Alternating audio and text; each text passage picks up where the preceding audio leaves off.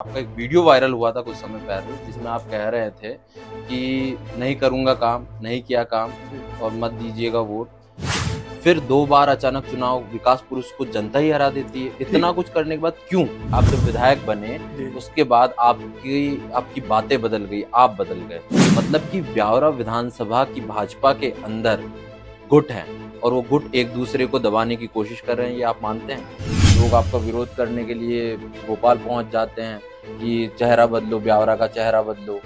आपने कहा जहाँ जरूरत होती है, जहाँ काम की जरूरत होती है वहाँ सरकार करती है, तो ब्यावरा में काम की जरूरत नहीं है, आपको ऐसा लगता है? पार्टी की गुटबाजी का क्या करेंगे? कुछ तो लोग कहेंगे, लोगों का काम है कहना। नमस्कार, मैं हूं राम। स्वागत है आप सभी का अद्वैत मालवा पर। आज हम आ गए हैं ब्यावरा विधानसभा में और हमारे साथ है ब्यावरा के पूर्व एमएलए नारायण सिंह जी पवार। नारायण सिंह जी, बहुत बहुत स्वागत है आपका अद्वैत मालवा पर। जी जी, धन्यवाद स्वामी जी। सबसे पहले हम आपके अतीत की ही बात करेंगे और एक आपका एक वीडियो वायरल हुआ था कुछ समय पहले जिसमें आप कह रहे थे कि नहीं करूंगा काम, नहीं किया काम और मत दीजिएगा वोट। उसके पीछे की आप पहले हमें कहानी बताइए, क्योंकि उस चुनाव में उस वीडियो की वजह से भी कुछ नुकसान हुआ, काफी कुछ नुकसान हुआ था। देखिए राम भाई, पहले तो आपका अद्वैत मालवा के द्वारा आप मेरे साथ जुड़े हैं या मुझे आपने जोड़ा है, इसके लिए आपका बहुत बहुत स्वागत, धन्यवाद। Thank you. आज के युग में मीडिया काफ़ी कुछ अहमियत रखता है और लोग मीडिया का सदुपयोग भी करते हैं, दुरुपयोग भी करते हैं।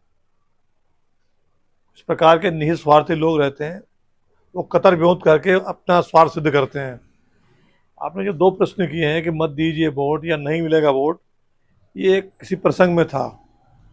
जब मैं विधायक था तो माननीय शिवराज सिंह जी से मैंने पार्वती नदी का डैम स्वीकृत कराया, इरिगेशन का डैम WRD का, और उससे व्यापक क्षेत्र में लाभ होने वाला, करीब 240 गाँव को उसका लाभ मिलने वाला है, सिंचाई का और पेयजल का भी। उस संदर्भ में लोगों ने प्रश्न किया, साहब इतना बड़ा डैम बनाओगे, 30-32 गाँव की जमीन प्रभावित होगी तो लोग आपको वोट नहीं करेंगे, नुकसान करेंगे, आपको चुनाव हरा देंगे। मैंने कहा भाई देखो, चुनाव एक अलग विषय है और डेवलपमेंट अलग विषय है। मैं जिस काम के लिए चुनकर आया हूँ पब्लिक की सेवा के लिए, वो कार्य मुझे अवश्य करना है। ब्यावरा विधानसभा क्षेत्र में इस पार्वती डैम के अलावा और कोई ऐसी साइट नहीं है जहाँ से लोगों को पानी दिया जा सके। उस दृष्टि से पार्वती को मैंने मंजूर कराया। मुझे मालूम है कि यहाँ लोग इसका दुरुपयोग करेंगे, अफवाहें फैलाएंगे, मेरे विरुद्ध बार्गेनिंग करेंगे, उसके बाद भी मैं इस डैम का काम पूरा करूँगा। लोगों का वोट नहीं मिलेंगे, देखो वोट लोग इस मुद्दे पर मुझे दें या ना दें, लेकिन ये कार्य मेरी प्राथमिकता का। ऐसा प्रसंग था तो लोगों ने बाकी सब चीज़ें काट दी आजू बाजू की, लोग मुझे वोट दें या ना दें उसको लोगों ने पकड़ लिया, उसके सर पैर दोनों काट दिए। इस प्रकार दुरुपयोग कांग्रेस के लोग या इस प्रकार के लोग करते हैं जो चुनाव लोगों ने चलाया। अच्छा, आपने अभी एक चीज बोली कि पार्वती डैम, तो आपके जो विपक्षी नेता है उनका आरोप है कि वो तो हमने स्वीकृत कराया था, वो पहले से स्वीकृत था। अब ये तो उनसे पूछो मेरे सामने बिठा करके, कौन विपक्षी नेता हैं जिनको उसकी जड़ मूल भी याद हो, जिनको ABCD भी याद हो, और उनके पुरखे भी इस बात साबित कर दें। पार्वती डैम पूरी तरह से तात्कालिक रूप से जो है माननीय शिवराज जी की जन आशीर्वाद यात्रा आई थी यहाँ ब्यावरा में, रात्रि के 1 बजे मैंने यहाँ घोषणा कराई उसकी, और विदिन 45 डेज डे नाइट मेरे प्रयास से जो है पार्वती डैम का सर्वे हुआ, कैबिनेट में गया, टेक्निकल सैंक्शन हुई, फाइनेंशियल स्वीकृति हुई और टेंडर लगे। मध्य प्रदेश सरकार के द्वारा जिसके वरिष्ठ अधिकारी थे, चीफ इंजीनियर वगैरह, उनका ये एक मिस्टर PK शर्मा थे, उनका कहना है कि मेरे नौकरी के 60 साल में ये पहला डैम जो 45 डेज में अमल में आया, वरना ऐसे प्रोजेक्ट 3 साल लगते हैं कम से कम इसमें, तब जाके इस पोजीशन में आते हैं, टेंडर की पोजीशन में। जो 45 डेज में मैंने उसको टेंडर करा लिए, आचार संहिता के पहले 18 में। तो ये मैं मानता हूं। विकास पुरुष ये नाम आपके लोग कहते हैं या जनता कहती है, जी जी, ये नाम के पीछे की क्या कहानी है? विकास पुरुष ये लोगों का भाव है। चूंकि ब्यावरा विधानसभा क्षेत्र वर्षों से पिछड़ा हुआ था। आज़ादी के बाद से जो स्वाभाविक रूप से शासन की योजनाएं आ गई, उसके अलावा ब्यावरा में प्रयास करके यहाँ की जो आवश्यकताएं थी उनको पूरा करने के लिए कहीं किसी लेवल प्रयास नहीं हुआ। बीते कालखंड में मेरे पहले दोनों पार्टी के नेता रहे, विधायक रहे, माननीय दिग्विजय सिंह मुख्यमंत्री भी 10 साल यहाँ। लेकिन ब्यावरा की जो मुख्य समस्याएं थी, बिजली, पानी, सड़क, सिंचाई, हॉस्पिटल, इन सब पे किसी ने भी बेसिक काम नहीं किया। ये सब मेरी प्राथमिकताएं थी, क्योंकि मैं यहाँ, मेरा जन्म हुआ इस क्षेत्र में और लंबे समय से मैं राजनीतिक क्षेत्र में काम करता हूँ। ग्रामीण क्षेत्र मेरी पृष्ठभूमि है, शहर में मैं बचपन से रहता हूँ। इस कॉम्बिनेशन के कारण हर एक चीज़ जो मेरी निगाह थी, शहर में क्या होना है, गांव में क्या होना है, एक एक चीज़ चप्पे चप्पे मेरी निगाह थी। इसलिए मेरी प्राथमिकता वो सब कार्य थे जो यहाँ विकास की दरकार थी। अच्छा, आपने विकास किया, विकास की दरकार थी, आपने हर चीज पे नजर रखी। जी जी। इस बात को हम समझ गए, लेकिन फिर 2 बार अचानक चुनाव, विकास पुरुष को जनता ही हरा देती है। इतना कुछ करने के बाद क्यों? ठीक है, लोकतंत्र है ये। 2018 के चुनाव में मेरी हार जीत का कारण जनता नहीं है। आप समझ लें कि 2018 में पार्वती आई, उसका मुझे 5-7 हज़ार नुकसान हुआ, मैं स्वीकार करता हूँ। मैं जीता 3,000 वोट से, 3,080 पिछले 2013 में जीत मेरी 3,000 वोटों की थी। और उस समय पार्वती का प्रोजेक्ट नहीं था, पार्वती आई सन 18 में। इस डैम के कारण मेरा 5-7 हज़ार वोटों का नुकसान हुआ। पहली चीज, शहर के अंदर मैंने बड़ी मात्रा में रोड को चौड़ीकरण करने के लिए 4 लेन बनाया शहर के अंदर का रोड, और लोगों का बहुत आक्रोश, लोगों में इतना 300 किलोमीटर हटने से लोग वोट नहीं देंगे, आपको हरा देंगे ब्यावरा शहर वाले। लेकिन ब्यावरा शहर को बहुत धन्यवाद देता हूँ, सब नागरिक बधाई के पात्र हैं। मुझे 2013 में ब्यावरा शहर में 5,700 की लीड थी, 18 जब चुनाव 6,500 की लीड मिली शहर में। दुर्भाग्य से चुनाव जब चल रहा था, 15 तारीख को, 15 नवंबर को मेरा पहला दिन था ओपनिंग का, कि मुझे चुनाव प्रचार की शुरुआत आज करनी है। मैं अपने कार्यकर्ताओं की टीम के साथ पहले गांव में जाकर खड़ा हुआ, सेलेक्टिव गांव एक पड़ता है, और 2 मिनट बाद ही मुझे मैसेज आया गांव से कि आपकी माता जी शांत हो गई। उसी क्षण एक शब्द भी बोले बगैर मैंने अपना हाथ में लिया हुआ माइक रखा और गांव चला गया। तो इसका मैं 15 से लेकर 24 तक पूरा कार्यक्रम निपटा, तब तक मैं गांव में रहा, क्योंकि मेरे लिए मेरी माता जी प्रथम थी, चुनाव बाद की चीज़ है। जिसने मुझे जन्म दिया, उनका ऋण मैं नहीं चुका सकता। 24 तारीख की शाम को मैं ब्यावरा आया। 25 तारीख को ब्यावरा शहर का जनसंपर्क हुआ, नगर 26 तारीख को सोठलिया नगर में संपर्क हुआ। 26 की शाम से ही पोलिंग की सामग्री भेजी जानी थी, उसको हमने व्यवस्थित किया, पोलिंग एजेंट कहाँ किसको किस भेजना है, सामग्री कहाँ भेजना है। 27 तारीख को शायद मतदान था, तो नॉट ए सिंगल विलेज संपर्क नहीं कर पाया मैं। ये मेरी अपनी मजबूरी थी, और 826 वोट से मुझे आपने कहा कि आप जनसंपर्क नहीं कर पाए। लेकिन एक चर्चा ये भी होती है कि आपका बोलने का जो तरीका है, या आप उस तरीके का आपका भाव नहीं है, जनता से आप मिलनसार नहीं रहते, जनता से उस तरीके से नहीं मिलते। आप जब विधायक बने उसके बाद आपकी बातें बदल गई, आप बदल गए। ये तो मुझे लगता है जो मुझे नहीं पहचानता होगा वही ये बातें कर सकता है। मेरा राजनीति में काम करते हुए लगभग 40-45 साल का अनुभव है। कार्यकर्ताओं की नहीं सुनते, ये भी आप पे आरोप लगता सब आरोप लगाए जाते हैं। एक तो पार्टियों में प्रतिस्पर्धा होती है, अनेक लोग उस प्रतिस्पर्धा की लाइन में होते हैं, कुछ बातें वहाँ से पैदा होती है और कुछ बातें प्रतिपक्ष तरफ से होती है। यह बात तय है कि मेरे जीवन का बहुत सपाट क्रम है। मैं सत्य को सत्य कहता हूँ, झूठ को झूठ कहता हूँ। राजनीतिक लब्बो लुआब की बातें मैं नहीं करता जी। कोई चीज़ हो सकती हो तो मैं उसको करने का पूरा भरसक प्रयास करता हूँ, या आपको मार्ग बताता हूँ। नहीं हो सकती है तो मैं 2 टूकों ये नहीं हो सकती, या इसका मार्ग इस प्रकार का, इस पर जाना पड़ेगा तब ये संभव होगा। राजनीति में लोग कई प्रकार की बातें करते हैं, आपके लोभ के लिए, राजनीतिक स्थिरता के लिए लोगों को भ्रमित भी करते हैं। मेरा वो पैटर्न काम का नहीं रहा। कोई लोग भटके नहीं मेरी बातों के कारण, झूठ बोलने के कारण, गलत दिशा में लोगों को भेजता नहीं हूँ मैं। मेरी स्पष्ट वाचिता के कारण लोगों को परेशानी हो सकती है। अच्छा, आपने अभी बोला कि जो पार्टी है उसमें ही प्रतिस्पर्धा होती है, मतलब कि ब्यावरा विधानसभा की भाजपा के अंदर गुट है और वो गुट एक दूसरे को दबाने की कोशिश कर रहे हैं, ये आप मानते हैं? मैं गुट का विषय नहीं, इसमें राजनीति जहाँ है वहाँ प्रतिस्पर्धा होगी होगी, शुद्ध प्रतिस्पर्धा भी होती है, कहीं कहीं उसमें कुछ मेल मिलाप भी होता है, मिलावट भी होती है। लेकिन राजनीति का क्षेत्र ऐसा है, सदैव सदियों सदियों हम देखते हैं राजनीति में भाई ने भाई का, बाप ने बेटे को, बेटे ने बाप का गला काटा है कुर्सियों के लिए, उसका नाम ही राजनीति है। सत्ता पाने के लिए सब करते हैं, लेकिन ब्यावरा में वैसी भी सब नहीं है। मनमुटाव हो सकता है, थोड़ा बहुत मेल ना खाए आपस में, एक ऐसी बहुत खराब स्थिति ब्यावरा की नहीं है।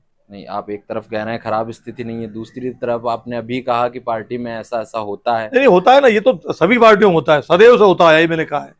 जी हर चीज पे व्यक्ति संतोष चाहे संभव नहीं है, जी। तो ये कभी कभी लोगों का मन।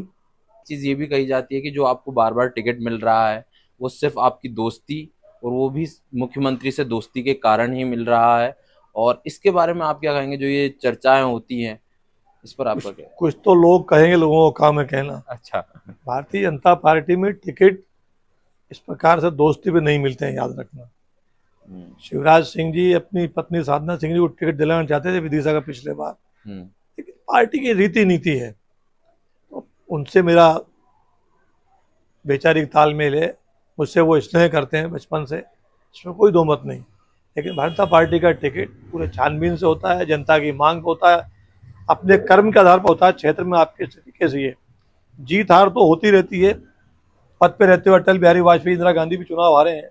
हार जीत राजनीतिक मापदंड नहीं है कि क्षेत्र के अंदर आपकी स्थिति कैसी, आपके बारे में लोगों की राय क्या है, वो आधार पार्टी में बनता है, उसके आधार पर सदैव निर्णय होते हैं। अच्छा, क्षेत्र में आप बात कर रहे हैं क्षेत्र की, तो एक चीज ये भी कही जा रही है कि आपकी जो जाति विशेष के जो लोग हैं वही आपको वोट नहीं कर रहे हैं, वही जो सिटिंग एमएलए उनके साथ खड़े हुए हैं, तो इसके बारे में आप क्या कहेंगे? कि ये भी बात निराधार है। पहली बात तो मैं राजनीति में जाति के आधार पर राजनीति नहीं हूँ, मुझे मेरे पूरे क्षेत्र की जनता का इसलिए मेरे साथ लाड़ प्यार है। ठीक है, ये किसी न किसी समाज किसी का जन्म होता है, उसके ऊपर अपना नियंत्रण नहीं है, लेकिन मेरी जाति का भी, चूंकि मैं समाज का पदाधिकारी हूँ, प्रदेश का 20 साल अध्यक्ष रहा हूँ मैं, अभी वर्तमान में राष्ट्रीय उपाध्यक्ष, कार्यकारी राष्ट्रीय अध्यक्ष हूँ। मेरा समाज सदैव से मेरे साथ है। अपवाद हर जगह होते हैं, राम जी के साथ भी कुछ लोगों ने उनके भी आलोचना की थी, उनके राज, ये अपवाद तो हमेशा रहता है दुनिया में। लेकिन फिर भी लोग आपका विरोध करने के लिए भोपाल पहुंच जाते हैं कि चेहरा बदलो, ब्यावरा का चेहरा बदलो। वो जो मीडिया में खबरें आई, हमने वीडियोस देखे कि चेहरा होना भी चाहिए। हर एक को अपना पक्ष रखने की आज़ादी है। भारतीय जनता पार्टी में ये बिल्कुल फेयर काम होता है, हर व्यक्ति को अपनी बात रखने का प्लेटफॉर्म पर अधिकार है। कुछ लोग अतिक्रमण करते हैं उस अधिकार का, वो अलग विषय है, लेकिन पार्टी ने कहा उचित प्लेटफॉर्म पे सही समय सही बात रखिए, कोई दिक्कत नहीं, रखना चाहिए, निर्णय पार्टी का रहता है। अच्छा, हमने अभी इंटरव्यू किया था सिटिंग एमएलए का, उनका कहना है कि बहुत काम मांगने के बाद भी उन्हें शिवराज जी काम नहीं दे रहे हैं, क्योंकि यहाँ पे कांग्रेस के विधायक है। तो ये कहाँ तक सही लगता है? अगर किसी और पार्टी का विधायक है तो उसे काम ना देना और उस क्षेत्र का विकास रोक देना। हिंदुस्तान में लोकतंत्र है, केवल ब्यावरा में पक्ष प्रतिपक्ष नहीं है, पूरे देश में भारतीय लोकतंत्र में पक्ष विपक्ष दोनों हैं, और कई जगह बहुदलीय प्रणाली भी है। सब लोग आते हैं, और जहां शासन को लगता है विकास ये अनिवार्य है, सपोज करो मैं कहता हूं मैंने ब्यावरा में रोड बनवाया, तो क्या सोच के बनाया कि बीजेपी के काम आएगा, या पार्वती का पानी किसी बीजेपी वालों को मिलेगा, कांग्रेस को नहीं मिलेगा? सबके लिए विकास की योजना होती है। लोगों को काम करने की अपनी क्षमता सिद्ध करना चाहिए। सरकारें काम करती है, सरकार होती है चुनने के बाद में, सबकी होती है, वो किसी पार्टी की नहीं होती है। चुनाव के पहले तक पार्टी का प्रतिनिधि होता है, वो चुने जाने के बाद सरकार सबकी होती है। अब अपनी क्षमता को व्यक्ति पहचान ना पाए, उसका उपयोग न कर पाए और दोषारोपण करे, उसका मैं क्या कर सकता हूँ? दही आती है लोगों पे। एक चीज ये भी है कि आपने कहा जहाँ जरूरत होती है, जहाँ काम की जरूरत होती है वहाँ सरकार करती है। बिल्कुल। तो ब्यावरा में काम की जरूरत नहीं है, आपको ऐसा लगता है? खूब है ना, खूब है, लेकिन हम उसका अपने प्लेटफॉर्म पर लेते हो जहाँ उस काम की योजना को।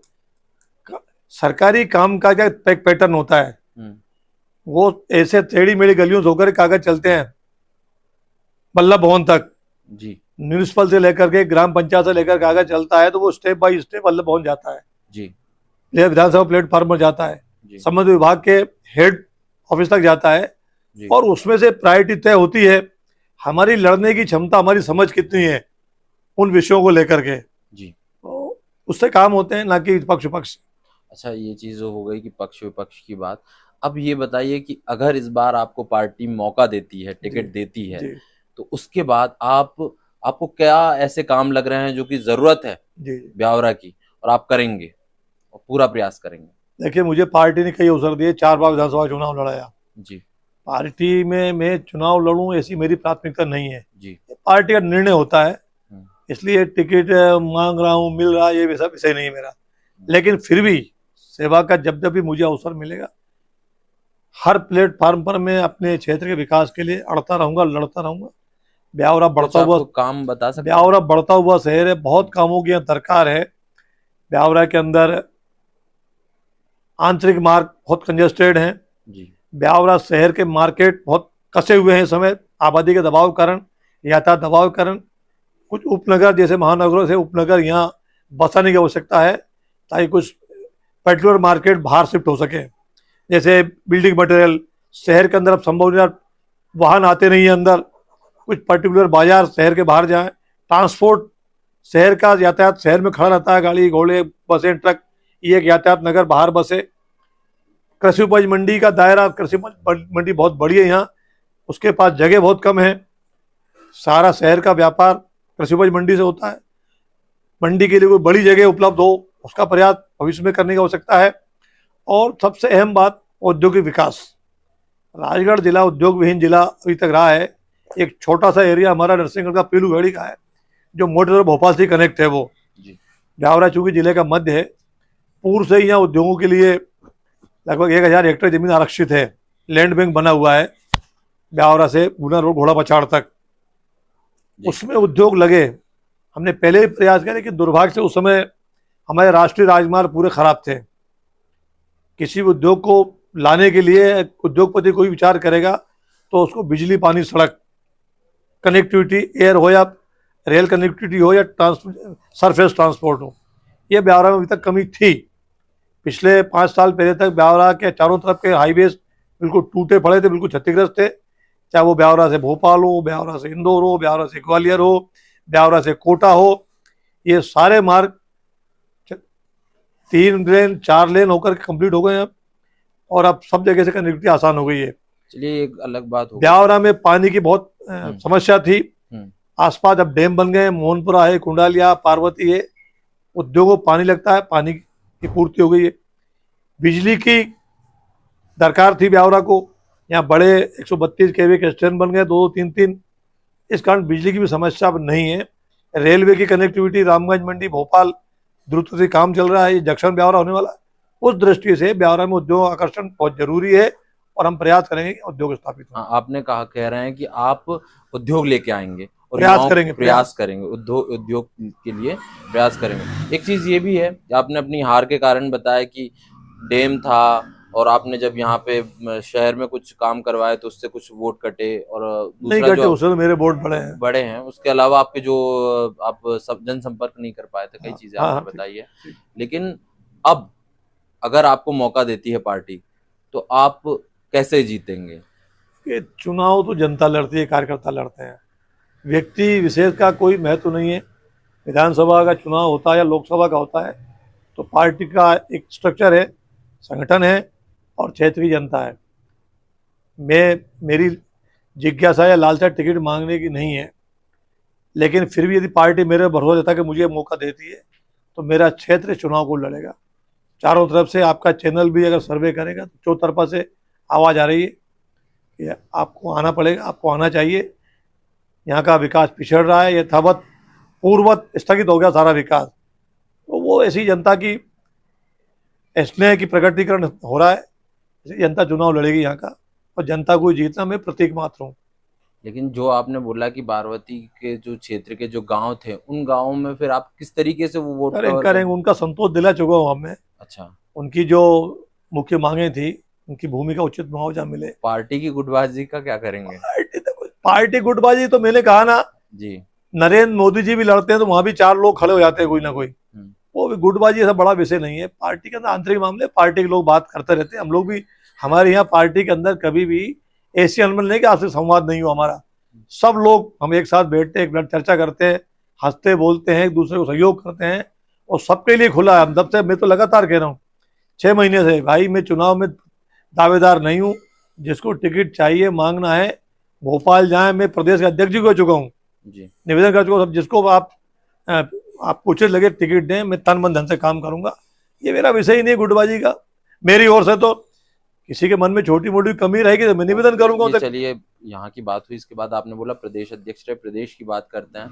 अभी मैंने बताया आपको पटवारी घोटाला, दूसरा फिर अभी जब हमने राजगढ़ के एमएलए का इंटरव्यू किया जी। तो उन्होंने बताया कि उज्जैन को भी नहीं छोड़ा बीजेपी ने, उज्जैन में घोटाला कर दिया महाकाल लोक में, और वो कांग्रेस की योजना थी। और मोहनपुरा जी जो है वो कांग्रेस की योजना है, और वो उसका उद्घाटन कर गए और क्रेडिट लेके चले गए। इस पर आप क्या कहेंगे?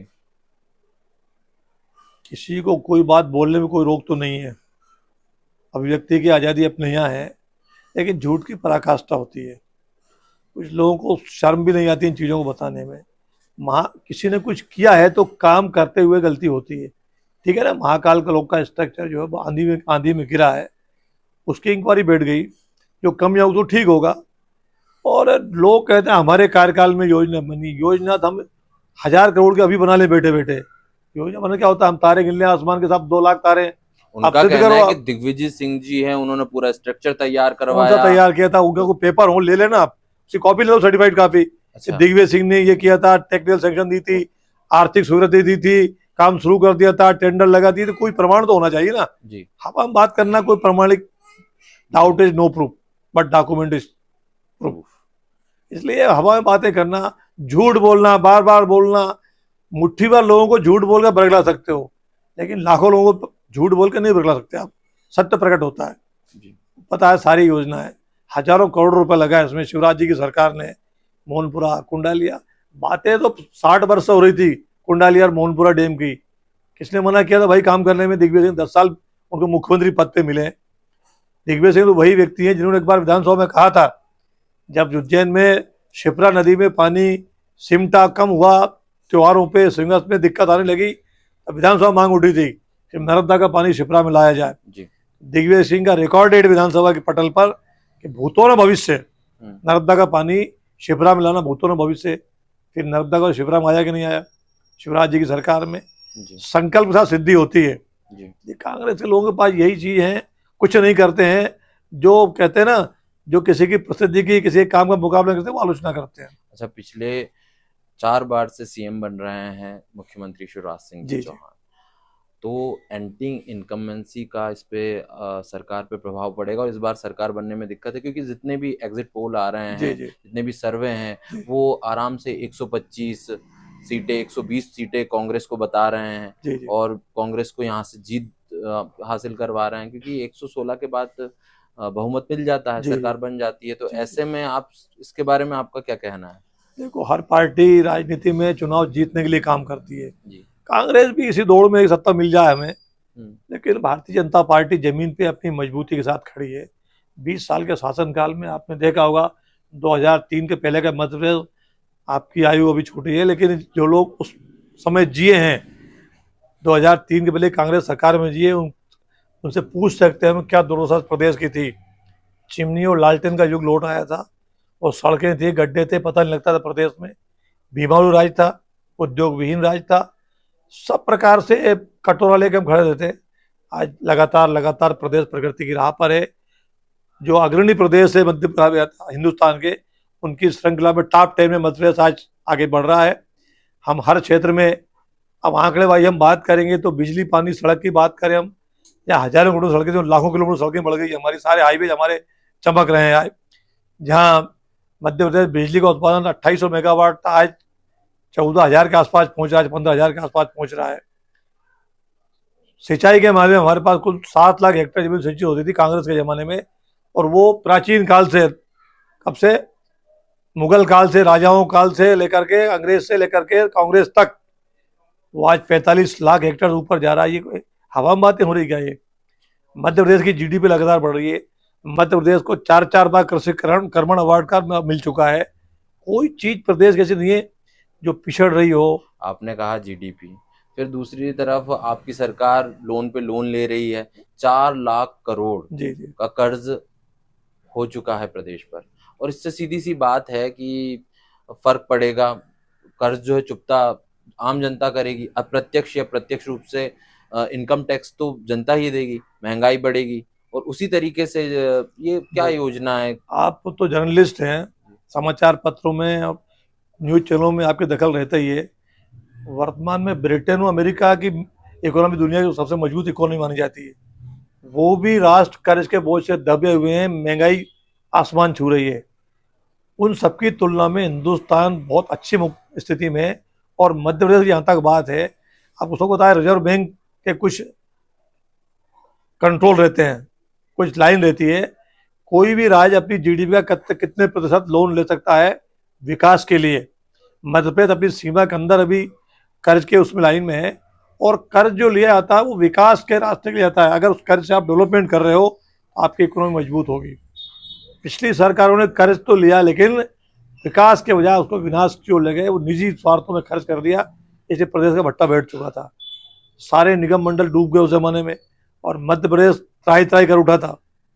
ऐसे में मध्य प्रदेश का कर्ज अन्य राज्यों की तुलना में, कांग्रेस शासित राज्य है उनकी तुलना में मध्य प्रदेश बेहतर है कर्ज के मामले में, और रिजर्व बैंक की जो गवर्निंग लाइन है उसके मुकाबले।